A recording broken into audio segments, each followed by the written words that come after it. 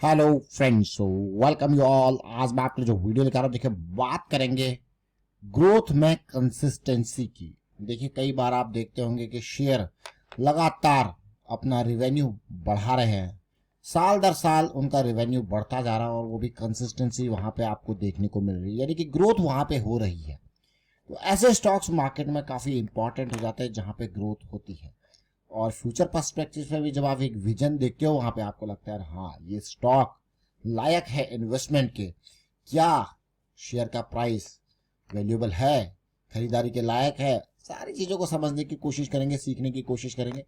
और आगे बढ़ने से पहले मैं आपको बता दूं, अगर आपने अब तक चैनल को सब्सक्राइब नहीं किया तो जल्दी से सब्सक्राइब कर ले, बेल आइकन को प्रेस कर ले, जिससे आपको नोटिफिकेशन आती रहेगी। और प्राइस एक्शन की ये सीरीज वीकेंड का टाइम यूज कीजिए सीखने में, लर्निंग में, प्रैक्टिस में। प्रैक्टिस बहुत इंपॉर्टेंट है क्योंकि प्रैक्टिस के बिना लर्निंग अधूरी है और लर्निंग के बिना स्टॉक मार्केट अधूरी है।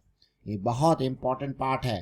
देखिए लर्निंग के बिना आप मतलब वही है, कभी इधर कभी उधर जंप, बिल्कुल मंकी जंपिंग चलेगी। लेकिन जब लर्निंग के साथ चलते हो तो आप कंसिस्टेंट एक पाथ पे चलते हो, आपको पता है इसी पाथ पे नुकसान होंगे लेकिन छोटे छोटे प्रॉफिट होंगे कंसिस्टेंटली। तो ये बहुत इंपॉर्टेंट पार्ट है समझना कि क्या कंसिस्टेंसी कितना मैटर करती है, लर्निंग कितना मैटर करती है। तो इस सीरीज को देखिए, समझिए, सीखिए। आज स्टॉक हम चर्चा करने वाले हैं Krishna diagnostics limited.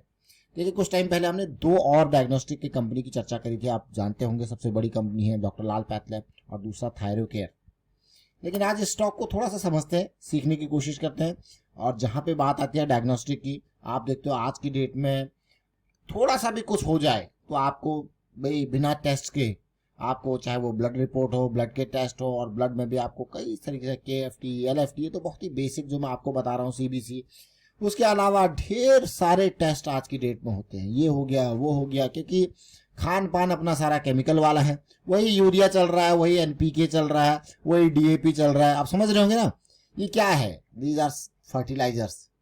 NPK nitrogen, देखिए फास्फोरस, पोटेशियम, DAP, ये सारे ये खादे हैं। उसी तरीके से ढेर सारे पेस्टिसाइड्स, ढेर सारे हर्बिसाइड्स, आप सोचो ना। तो ये सब क्या है, ये केमिकल्स हैं जो कि हमारे खान पान में यूज हो रहे हैं। खान पान में यूज हो रहे हैं, इनकी वजह से लोगों को दिक्कतें भी आती हैं। दिक्कतें आती है तो क्या करवाते हैं लोग, सबसे पहले टेस्ट कराते हैं। जब टेस्ट कराते हैं तो फिर उसका इलाज होता है। इसीलिए आज की डेट में अगर आप देखो मेदांता, आप देखो मैक्स, आप और भी हॉस्पिटल्स, डायग्नोस्टिक्स, इनके स्टॉक्स कहाँ जा रहे हैं भाई। जरूरत, सारा साइकिल बना हुआ है। पैसा इधर से नहीं तो इधर से लो तो इधर से दो, सब कुछ साइकिल बना हुआ है। इसीलिए मैं आपको कहता हूँ हेल्दी रहिए। ये चीजें तो आप रूटीन में केमिकल्स का प्रयोग जिस हिसाब से हो रहा है उसको तो भाई सारे लोग बिल्कुल ऑर्गेनिक की तरफ तो मूव नहीं कर सकते। लेकिन फिर भी अगर कोई चीज है तो फिटनेस बरकरार रखिए, थोड़ा बहुत एक्सरसाइज जरूर करें डे टू डे बेसिस पे, चाहे वो 15 मिनट हो चाहे वो आधा घंटा हो। अगर नहीं करते हैं तो मैं आपको कहूंगा स्टार्ट कर दीजिए, बहुत जरूरी है। एक टाइम पर अदरवाइज शुगर के लेवल्स बढ़ने लग जाएंगे। फिर शुगर के लिए क्या करोगे, वही शुगर के टेस्ट करोगे खाली पेट, दिन में, शाम को, और ज्यादा बढ़ेगा। फिर क्या, कौन सी कंपनी, फिर इंसुलिन लगाओगे, एपिड्रा, ट्रेसिबा, ये लगती रहेंगी। समझ इस पार्ट को। तो ये बेसिक पार्ट ऑफ लाइफ है। ढेर सारी मेडिसिन शुगर की चलेंगी, BP हाई होगा, ये कॉमन कॉमन चीजें हैं। ज्यादा होगा, कोलेस्ट्रॉल बढ़ गया, आपने कहा खून पतला करना है, फिर क्या इकोस्प्रिन चलाओगे। तो ये सब मेडिसिन कहाँ से, केमिकल की दुनिया कहाँ से आई, फर्टिलाइजर कहाँ से आई, पेस्टिसाइड्स, फंगिसाइड्स, हर्बिसाइड, और कहाँ तक गई शरीर में। फिर हम दूसरे केमिकल्स लेंगे, ड्रग्स, ड्रग्स यानी कि दवाइयाँ जो भी हैं इनको लेंगे, है ना, फार्मा ड्रग्स। अब इनको लेंगे, इनका सेवन करेंगे तो शरीर क्या होगा। इसीलिए मैं आपको कहता हूँ क्या जरूरी है, एक्सरसाइज। मानो या ना मानो, जब ऐसी चीजें आती हैं तो मैं आपको कहता हूँ 15 मिनट, 20 मिनट, आधा घंटा, कुछ नहीं तो लंबी लंबी सांसें ले लो, है ना, तो कुछ ना कुछ तो होगा फायदा। अब होगा नहीं होगा वो तो आप कमेंट के थ्रू बताएंगे फायदा, लेकिन थोड़ा सा टाइम अपने लिए निकालिए। ये टाइम आपका मी टाइम, इसको जरा निकालिए और थोड़ा एक्सरसाइज करना स्टार्ट कीजिए। बाकी मार्केट तो चलती रहेगी, लेकिन आप होने चाहिए ना उसके लिए, मार्केट को देखने के लिए। आप तभी होगे जब आप एक्सरसाइज करोगे। इन टेस्टों से भी बचोगे आप। ये अगर टेस्ट करवाने हैं तो भाई कृष्णा डायग्नोस्टिक, लाल पैथलैब, थायरोकेयर, ये कंपनीज है। जब आप रेगुलरली इनको पैसा दे रहे हो तो ये पैसा कमा रहे हैं, ये पैसा कमा रहे हैं तो इनका स्टॉक ऊपर जाएगा। ऊपर जाएगा तो आपको पता है भाई, आपको तरीका भी मिल गया। इनके टेस्ट जो यहाँ करा रहे हो तो इनसे ही पैसा लो, ये बहुत इंपॉर्टेंट। अब इस स्टॉक को ही देख लीजिए, कंसिस्टेंसी आप देखिए। 2016 में 36 करोड़ का रेवेन्यू था, ये बढ़ के हुआ 57, 108, 147, 258, 396, 450। अब देखिए 600 करोड़ के रेवेन्यू तक पहुंच गया। मतलब आप जरा सोचिए कि कोई कंपनी 36-50 करोड़ का रेवेन्यू छाप रही थी, वो आज की डेट में 600 करोड़ के पार का रेवेन्यू छाप रही है, तो अपने आप में कमेंडेबल है कि नहीं है।